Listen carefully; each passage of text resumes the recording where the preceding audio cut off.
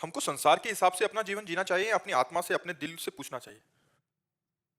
संसार ही है जिसे तुम दिल कह रहे हो। आत्मा का ज्ञान नहीं है आपको, तो संसार ही से पूछ रहे हो, मन संसार ही है। क्यों? मतलब संसार के हिसाब से चलना चाहिए कि मन के हिसाब से चलना चाहिए? तो मन ही संसार है। संसार के हिसाब से चल रहे हो, आत्मा के हिसाब से थोड़ी चल रहे हो। आत्मा के हिसाब से तो चलना ही नहीं होता, वो तो एक अव्यक्त सर्व जगह व्याप्त सच्चिदानंद, उसे आत्मा कहते हैं। आत्मा का मतलब क्या समझते हो? मन। हमें लगता है मन ही समझते हो है? मन आत्मा का संबोधन कर रहे हो, लेकिन आत्मा को जानते तो हो नहीं, क्योंकि वो तो भगवत स्वरूप आपका ही स्वरूप है। और वो अचा है, उसमें कोई चाह नहीं है। वो अक्रिय है, उसमें कोई क्रिया नहीं है। वो अरूप है, उसका कोई रूप नहीं है। वो अनाम है, उसका कोई नाम नहीं, तभी तो आत्मा कहा जाता है, संबोधन मात्र है। तो भाई इसका मतलब है मन की बात कर रहे हो आप, कि हम संसार के अनुसार चले या अपने मन के अनुसार चले? तो ना संसार के अनुसार चलो, ना अपने मन के अनुसार चलो, शास्त्र के अनुसार चलो।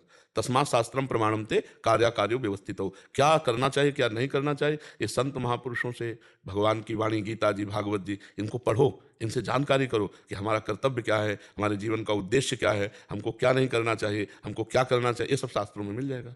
नहीं शास्त्र पढ़ो तो रोज सत्संग सुनो, तो आप सत्संग में सुन लेंगे। अब मन के अनुसार चलो तो संसार के अनुसार है, संसार के अनुसार चलो तो मन के। अब हम इसका भेद करके ऐसा समझ सकते हैं कि संसार जैसा चाहता है वैसा हम चलें या अपने मन के अनुसार चलें? ऐसा प्रश्न होगा? नहीं। तो संसार की चाहत के अनुसार तो हम नहीं चल पाएंगे। संसार तो किसी में राजी है ही नहीं, बिल्कुल नहीं राजी है। संसार के अनुसार तो कोई चल ही नहीं सकता, पक्की बात समझो। हम कई बार एक घोड़े वाले का उदाहरण देते हैं कि एक घोड़े वाला अपने लड़के के साथ जा रहा था, तो खुद घोड़े में बैठा था, लड़का नीचे था। तो लोगों ने देखा, संसार के लोगों ने, हाँ यार कितना निर्दयी है, लड़के को पैदल चला रहा है, अपना ऊपर बैठा है। तो वो नीचे उतर गया लड़के को। आगे चले तो संसार वाले बोले क्या जमाना आ गया है, नया लड़का घोड़े पे, बूढ़ा पैदल है। बोले आओ पिताजी बैठ जाओ, दोनों बैठ गए। तो कुछ लोग मिले, बोले हराम का घोड़ा मिला होगा, दोनों लदे हो। दोनों नीचे उतर गए। तो कुछ लोग बोले देखो कितने बेवकूफ है, घोड़ा खाली जा रहा है। अब बताओ हमें वो संसार के अनुसार चल सकता है क्या? अपनी मस्ती में जैसा बने वैसा। समझ रहे हो? पहले आध्यात्मिक उत्तर दिया, फिर ये व्यवहारिक उत्तर है। हमको जो सही लग रहा है, शास्त्र सम्मत, वो हम चल रहे हैं। तुम गाली दो या प्रशंसा करो, हमें तुमसे कोई मतलब नहीं। तो बड़ा मतलब संसार का विचित्र रूप है, ये राजी नहीं हो सकता। इसको राजी नहीं किया जा सकता, आप पक्का समझ लीजिए। बिल्कुल नहीं, इसको राजी नहीं किया जा सकता, किसी भी तरह राजी नहीं किया जा सकता। संसार को अगर लेकर चलोगे कि लोग हमारे प्रति क्या कह रहे हैं, तो चल ही नहीं सकते आप।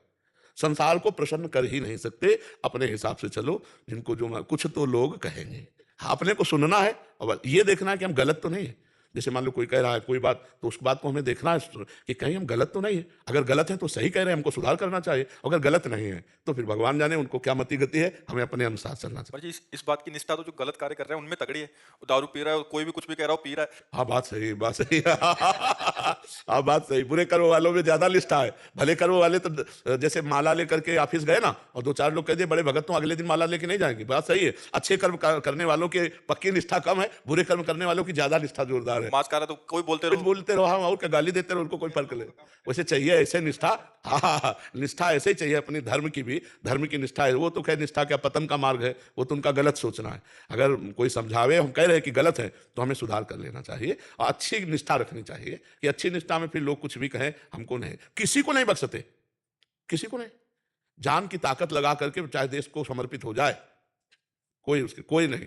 उसको कुछ ना कुछ, कुछ ना कुछ। अब जैसे आर्मी के भाईजान आते हैं, तो हम उनका बड़ा स्वागत करते हैं, क्योंकि बहुत कष्टप्रद देश रक्षा में वो कहाँ खड़े रहते हैं। अब कुछ लोग उनको क्यों तो हम कहा संत और सैनिक हम बराबर देखते हैं, क्योंकि हिमालय में लगा दो, चाहे जान लगा दो, भोजन मिले ना मिले, वो डटे हुए हैं।